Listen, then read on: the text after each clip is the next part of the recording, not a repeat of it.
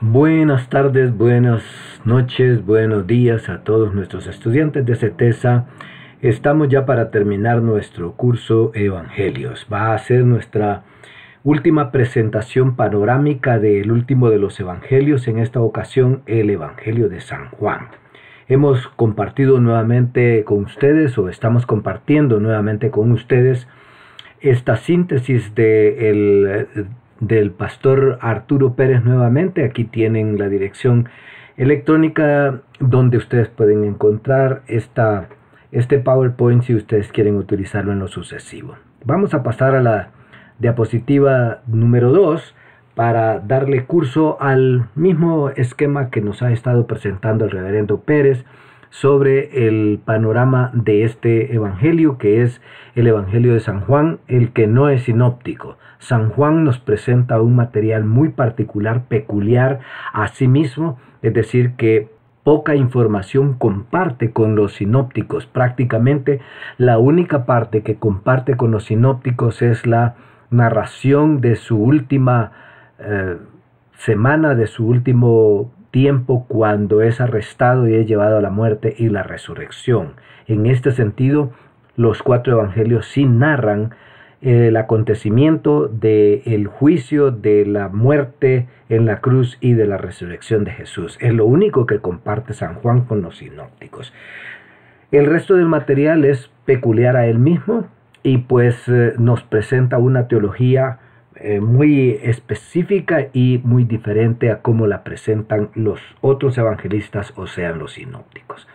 En la segunda diapositiva tenemos pues el bosquejo de lo que vamos a estar hablando, igual que lo hemos hecho anteriormente. Vamos a hablar del tema, del autor, de la fecha cuando aproximadamente fue escrito, el destinatario y su propósito de escribir el contenido del libro, y el resumen y las peculiaridades. En este sentido, Juan es muy particular, su vocabulario es muy diferente al de los sinópticos, y también vamos a hacer un resumen de los grandes eventos que nos presenta el Evangelio de San Juan y también los pasajes famosos. Sigamos. La introducción. Juan es el que nos presenta la doctrina de Logos, o sea, la palabra. Juan es el que nos presenta una convicción teológica mucho más profunda de la que nos presentan los sinópticos, porque en su introducción a menudo desglosa el contenido introductorio de su mensaje, entra con la idea de quién es la persona de Jesucristo, dándole el carácter de divinidad. En el principio era el Verbo, y el Verbo era con Dios, y el Verbo era Dios. Por supuesto, muy polémico el pasaje, le llevó a la iglesia 3 siglos, o podríamos decir más de 3 siglos, analizarlo y llegar a la conclusión de que esta es la inspiración del Espíritu Santo, y que por lo tanto la persona de Jesucristo no es un simple humano. Juan entonces en este sentido se distingue claramente de los demás, y cuando termina su evangelio, entonces en este párrafo del capítulo 20, versículos 30 y 31, nos presenta el propósito. Dice: hizo Jesús muchas otras señales, como lo habíamos dicho en el caso de los milagros. Vamos a hablar más adelante de que esta es la terminología más propia de San Juan, que le llama semeión, o sea, señales. No les llama prodigios o portentos, sino que señales. Estas se han escrito para que creáis que Jesús es el Cristo, el Hijo de Dios, y para que creyendo tengáis vida en su nombre. Si de alguna manera Juan es tan específico, aquí en estos versículos sí que nos deja claramente cuál es la idea. ¿Qué nos está diciendo? No les voy a relatar aquí un montón de historias acerca de cómo nació Jesús, de dónde que viajó para acá, que se fue para allá, pero les voy a hablar de las cosas más profundas para que ustedes crean en él. Sigamos. El tema central es, como dijimos, es el tema del logos, y es apologético. Es un tema demostrativo a través de las señales. En efecto, juntamente con las señales, Juan presenta su idea de la misión, porque una palabra que abunda es la palabra enviar. Dios envió a su Hijo unigénito. Dios nos envía a nosotros. Dios envió a través de Jesucristo, también envió a sus discípulos, y abunda la palabra enviar. Entonces habla de las señales del Hijo de Dios, del Cristo, el Hijo de Dios enviado del Padre para que creyendo en Él tengamos vida en su nombre. De estas señales él habla de 7 milagros y la palabra creyendo se encuentra 98 veces en Juan. La palabra vida, vida pero en el sentido de no de existencia, no de vida biológica, sino vida divina, que le llama la vida eterna. Y en eso centra mucho de su trabajo literario San Juan. Sigamos. El tema del cuarto evangelio es no histórico, ya mencioné eso al principio, él no trata de narrar una historia, se va a los asuntos más profundos. No se turbe vuestro corazón, creéis en Dios, creed también en mí. Si me voy, dice, le voy a enviar a otro consolador para que esté con ustedes para siempre. Habla de esa intimidad con los discípulos en las últimas horas de su estadía en la tierra. Ya hemos hablado de logos, la palabra para juicio del Creador, comparándolo con Génesis 1:1. El logos para el griego, la razón del universo, y el logos es Dios, dice es Dios. Y este es el tema central del Evangelio. Sigamos. Autor, fecha, periodo histórico. Nadie cuestiona que el autor es el hijo de Zebedeo, ¿verdad? Juan. La tradición lo atribuye a Juan, hijo de Zebedeo. Ireneo en el año 130, o que vivió entre 130 y el 200, fue discípulo de Policarpo entre el 70 y 160, quien a su vez fue discípulo del apóstol Juan. Dice que Juan escribió este evangelio durante su residencia en Éfeso, en Asia Menor. Acuérdense de que Juan hay que mencionar aquí que Juan es el único de los discípulos que no murió como mártir, sino que murió de muerte natural. Es el único que no muere como mártir. A partir de Ireneo, dice, los padres de la iglesia coinciden en que Juan, el apóstol, el hijo de Zebedeo, es el autor. Clemente de Alejandría, en el 150 a 215, escribió que Juan compuso este evangelio espiritual.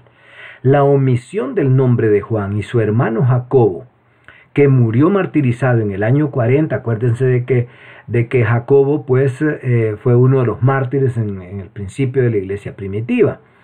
El autor identifica a uno de sus discípulos, el cual Jesús amaba. Así se menciona él en el capítulo 13, versículos 23, ahí tiene esos otros versículos. Lo cual lleva a pensar que se refiere a Juan, quien es el autor. Él no menciona su nombre, sino que dice el discípulo que Jesús amaba. Sigamos. ¿Quién era Juan?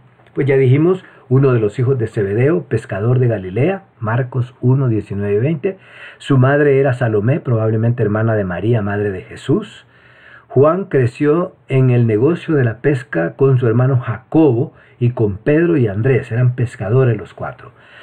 Luego dejaron el negocio para seguir a Jesús, según estos versículos que tenemos allí. Es importante recordar, ¿verdad?, que en el momento de su crucifixión en la cruz, Jesús encarga, pues, a Juan que se encargue, valga la redundancia, de su madre María, porque eran primos y tenían una relación, pues, afectiva, filial, y por lo tanto tenía confianza de encargarle a su madre. El apellido de hijos del trueno, Boanerges, ¿verdad? Hijos del tumulto, dice aquí. En capítulo 3 de Marcos es una especificación de quién es este Juan. Regañó a los que no andaban con ellos y echaban demonios en el nombre del Señor. Y el Señor les dijo, no les prohíbas, ¿verdad? Preguntaron a Jesús si enviaba fuego del cielo, ¿verdad? Juan era un poco hijo del trueno, ¿verdad? Como que era un poco guerrilloso, ¿verdad? Pidieron a su madre que solicitara a Jesús que les hiciera sentar en los primeros asientos de su reino. Juan, pues no era tan espiritual, ¿verdad? Él quería una parte, ¿verdad?, al lado de Jesucristo cuando estuviera sentado en el trono.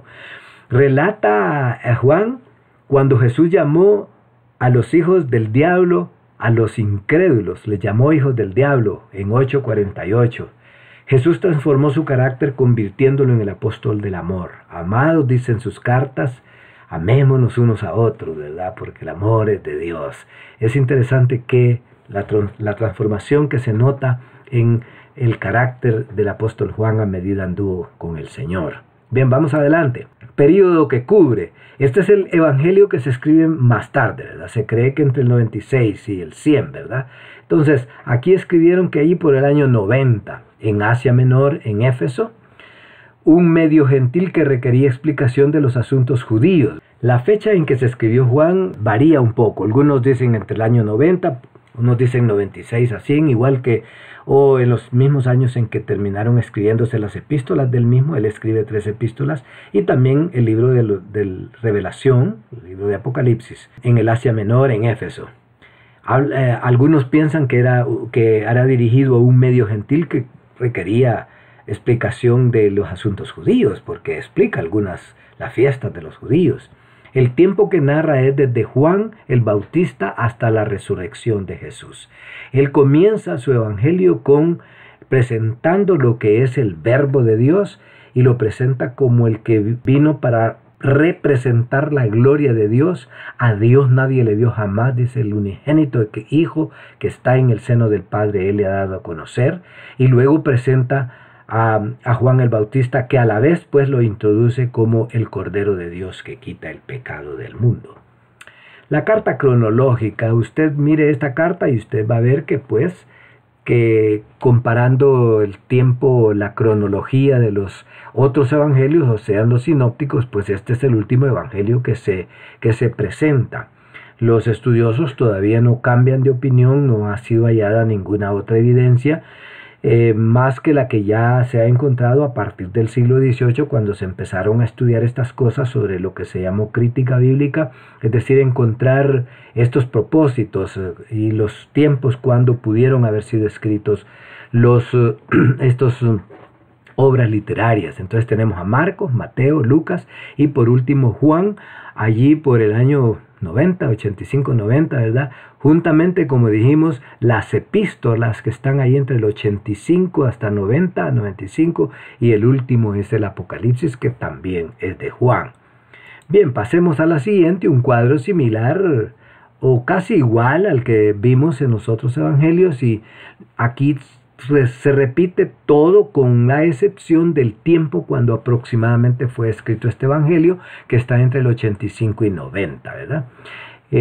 Aquí, después de este tiempo en que fue pastor en Éfeso, ¿verdad? Y que fue llevado al exilio a la isla de Patmos, pues allá escribió el libro de Apocalipsis. Encontramos los mismos sumos sacerdotes, encontramos los procuradores y gobernadores de la provincia de Judea y también de Siria, aquí los mismos que habíamos mencionado anteriormente en los otros evangelios, y los emperadores romanos al pie de esta diapositiva. Esta información pues es repetición de lo que habíamos visto anteriormente, solamente para ubicar la escritura o el surgimiento del evangelio de Juan como literatura. Pasemos a la siguiente. ¿A quiénes dirigió esto? Bueno, tanto judíos como gentiles, como dijimos allá, probablemente había entre el auditorio a un medio gentil, ¿verdad?, que necesitaba explicación de algunas cosas de los judíos. Usa bastante la palabra Mesías en hebreo, que significa ungido, como ya lo dijimos anteriormente en otra presentación. Esta era la estrategia de Pablo al predicar a los judíos de la dispersión en las sinagogas. Dice, este es el Mesías, este es el ungido, porque había que presentarlo como tal. Y también a los gentiles. El tono del evangelio es muy universal, incluyendo a judíos y gentiles. Miren estos versículos, incluyendo el más conocido, que es Juan 3:16, ¿verdad? 10:16, 12:32. Estos versículos, ¿verdad?, que hablan de explicaciones de los judíos hacia una persona que tiene menos conocimiento. Sigamos. ¿Cuál habría sido el propósito? Ya dijimos que probablemente esta sea una de las más claras apologías del tiempo de la iglesia primitiva, porque habla de que es decir, en el fondo hay que defender lo que es la persona de Jesucristo, qué hizo y cómo es que es posible que nosotros creamos en Él, y cuál es la importancia de que sus receptores crean en Él. Entonces podríamos poner el propósito evangelístico, ¿verdad?, como de defender la fe también. La palabra creer aparece unas 100 veces Entonces es apologético también porque demuestra a los lectores que Jesús es el Dios encarnado, el ungido, el Cristo de Dios, el Salvador del mundo, que hace señales, pero señales milagrosas. Presenta a Jesús a través de estas 7 señales que dijimos, que habla de estos 7 grandes milagros. Y aquí los tenemos enumerados, ¿verdad? La conversión del agua en vino, la curación del hijo del oficial del rey, curación del paralítico, alimentación de la multitud, cuando camina sobre las aguas, sana a un ciego, y la resurrección de Lázaro. Por cierto, como dijimos que es tan especial el Evangelio de San Juan, que es un elemento, por cierto, tal vez polémico para algunos, en el sentido de que solo Juan, por ejemplo, cuenta la historia de la resurrección de Lázaro. Los otros evangelios hablan de otras resurrecciones, pero solo este habla de la resurrección de Lázaro. Sigamos. Aquí tenemos un panorama del contenido, ¿verdad? Tenemos 4 partes, el evangelio dividido en 4 partes. Casi todos, este autor ha dividido todos los evangelios en 4 partes.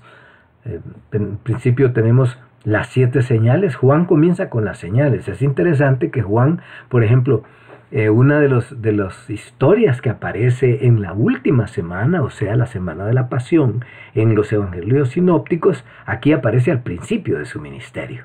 Es decir, lo que llamamos la purificación del templo, cuando Jesús sacó a los cambistas, hizo un chilío, por decir así, hizo un azote con cuerdas y volcó las mesas. Juan lo presenta al principio de su evangelio, mientras los sinópticos lo presentan en la semana de la pasión. Que lo hizo 2 veces, bueno, algunos arguyen eso, es un elemento interesante en San Juan, ¿verdad? Ya en el capítulo 1 entonces comienza Juan el Bautista y con sus discípulos a presentar a Jesús. Y aquí se intercambian, ¿verdad? Los discípulos, luego que Juan más tarde es encarcelado, como lo relatan los sinópticos, y los discípulos pasan a ser discípulos de Jesús. Los discípulos de Juan pasan a ser discípulos de Jesús. En los capítulos 2 a 4 comienza su ministerio. Capítulo 5 en Jerusalén. Capítulo 6 habla que aquí donde comienzan estas enseñanzas especiales. Yo soy el pan de vida. Señal de que aquí está también un cumplimiento de lo que proféticamente se enseñó en el Antiguo Testamento, particularmente en la experiencia de los 40 años que Dios hizo descender pan del cielo. Luego vienen las fiestas, la fiesta de los tabernáculos en el capítulo 7, una fiesta especial en donde saca la enseñanza del agua, ¿verdad?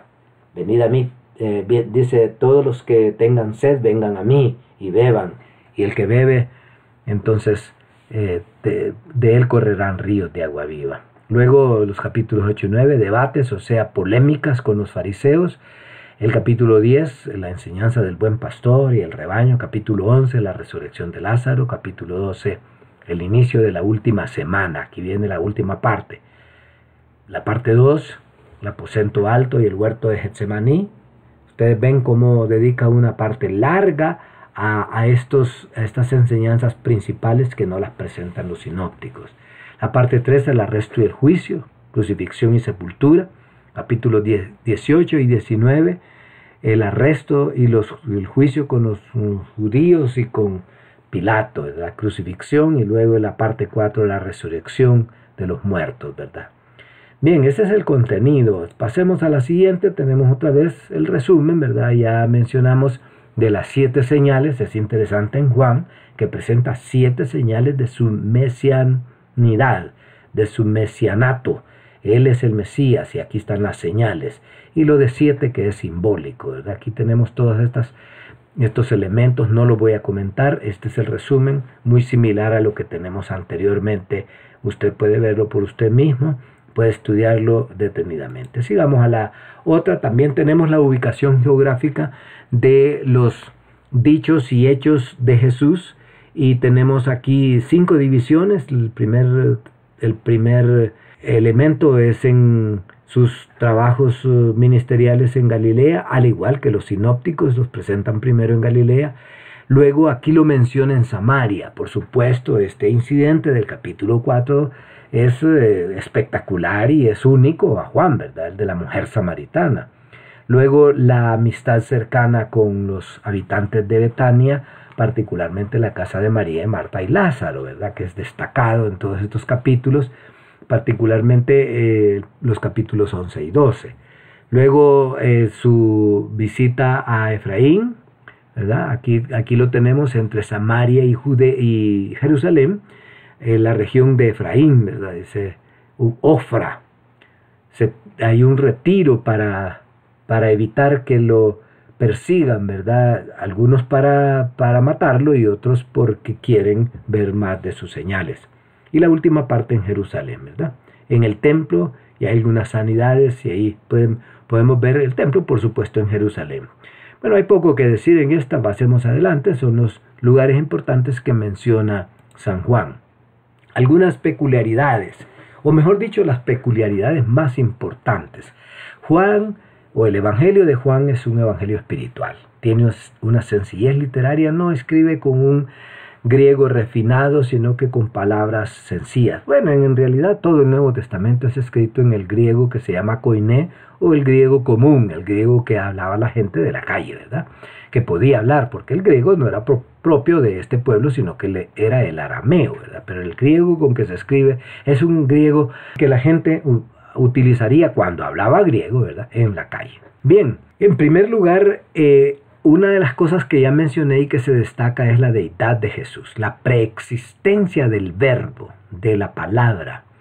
Entonces Él es mayor, y aquí tenemos 1.17, mayor que la ley, que la Torá, mayor que el templo, mayor que las fiestas, mayor que Jacob, ¿verdad? El padre, uno de los grandes padres de los judíos, mayor que el mismo Abraham, otro de los padres, el gran patriarca.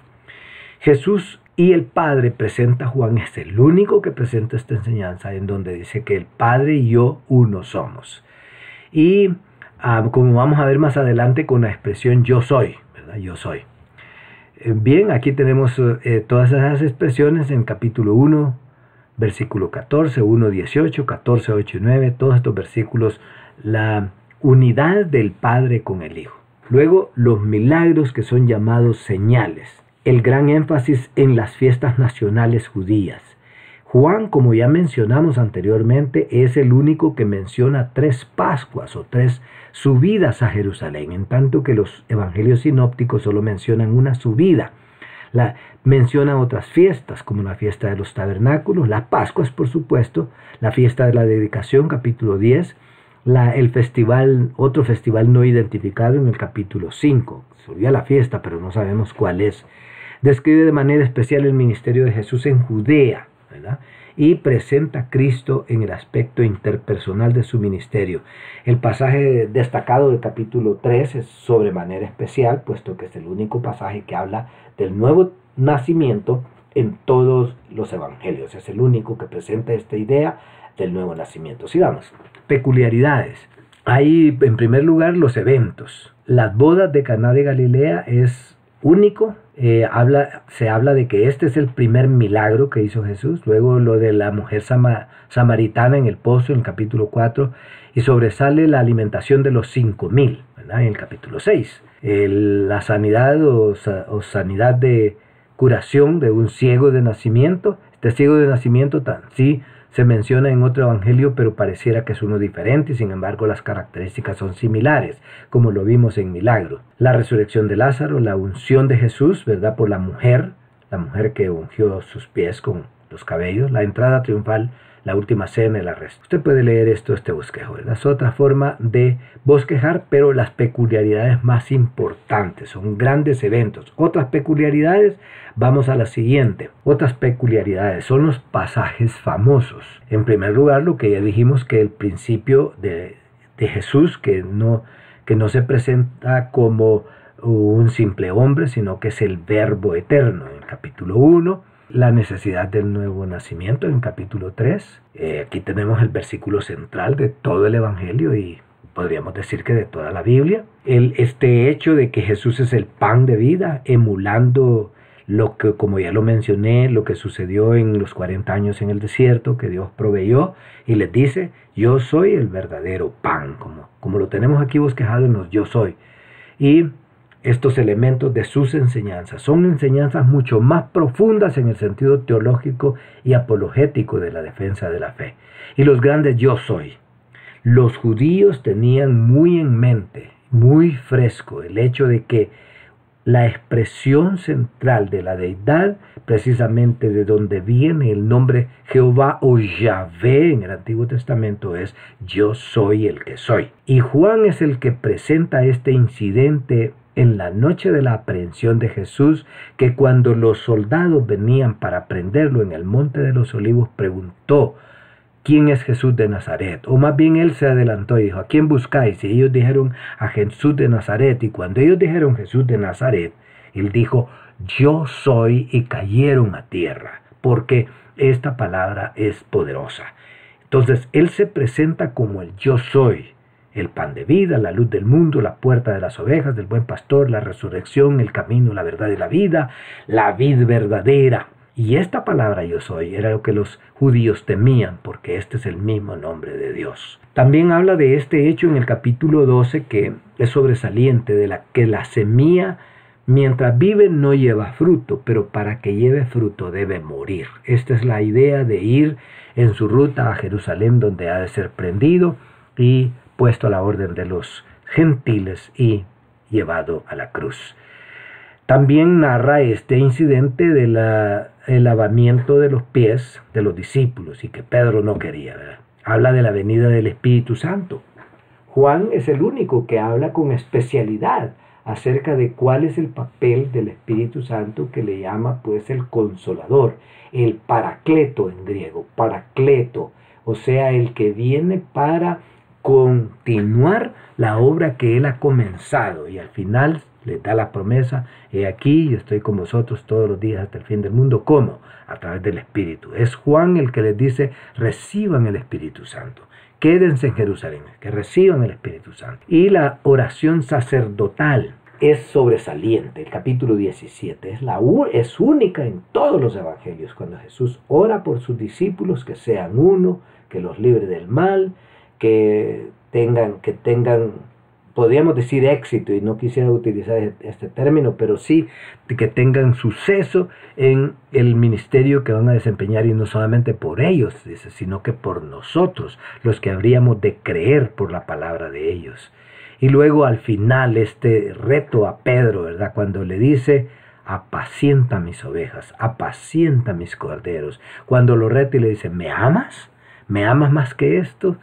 Y Pedro le dice: sí, te fileo. Y ahí combina las palabras fileo con ágape o agape. Y entonces Jesús le dice: ¿me agapas? Y Pedro le dice: te fileo. Tú sabes que te quiero, tú sabes que te aprecio. No, pero eso no es lo que quiere decir Jesús. ¿Me agapas? Y el Señor le vuelve a preguntar y Pedro le vuelve a responder: tú sabes todas las cosas y todo lo que le encomienda. Por eso es que se perfila Pedro como el pastor primigenio de las ovejas, ¿verdad? Por eso es que los católicos, con la polémica de que él es el primer pastor ordenado por Jesús para llevar a cabo esta misión, y que según ellos es el primer papa en Roma. Bien, con esto terminamos la exposición así bastante breve de lo que es el Evangelio de San Juan. Naturalmente hay que volver allá, tomar unos cuantos pasajes y aplicarles el método inductivo. Siempre los desafío con eso, y espero que sigan leyendo y estudiando los evangelios y que le apliquen el método inductivo. Aprendan a utilizarlo bien y ustedes van a sacarle mucho provecho y profundidad al estudio de la palabra de Dios. Muchísimas gracias, nos vemos en la próxima.